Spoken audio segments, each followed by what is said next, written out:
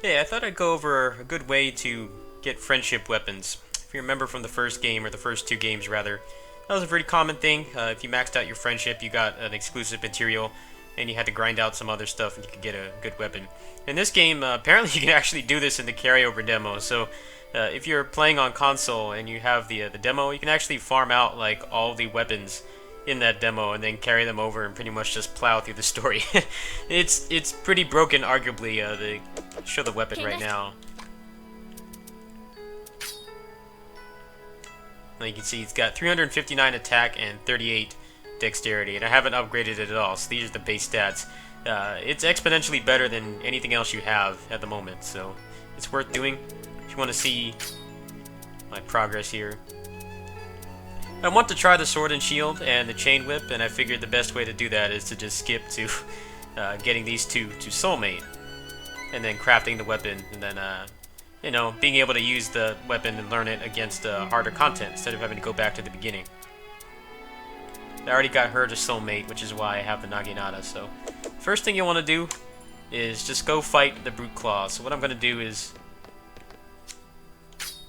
change to something that's not the Naginata.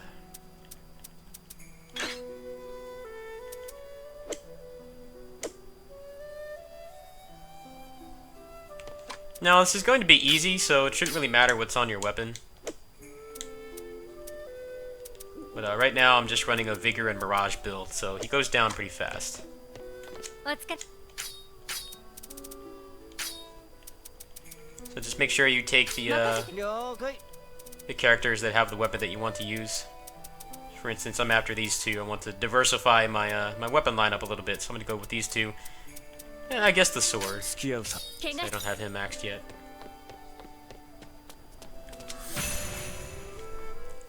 So every time you do this, you will get an indeterminate amount of of friendship experience.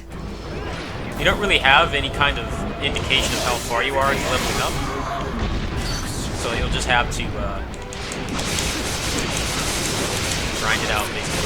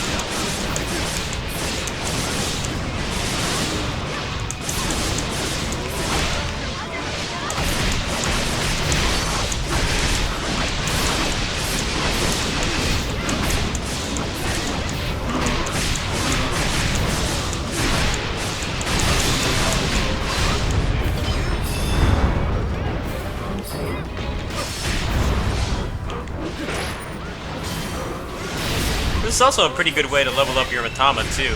If you're having, you know, a crisis with whatever build you're using, you can actually use this to level up your Matamas pretty easily. As long as you're using the weapons in a, you know, Matama style or battle style required to level them, you actually get some pretty good experience.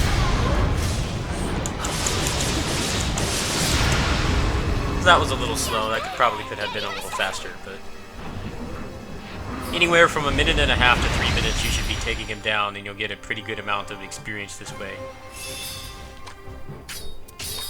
There really isn't anything else you have to do. You can go bathe in the pool of purity if you want. I think that increases the experience as well, as far as I know, but that's a bit random. So this is the fastest, surefire way to do it.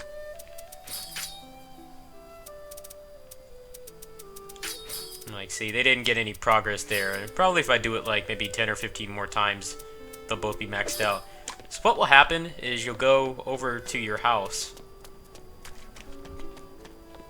and you'll get a mail like this, or you get a letter like this. They'll give you this exclusive material. At this point, you will have to find an Eye of Truth mask and a bunch of other trash items which you should already have. I'm not really sure on where to find the Eye of Truth masks 100%. I found one from Swillow's video, but I don't know if it's there all the time or not. I'll go ahead and I'll link to his video for future reference.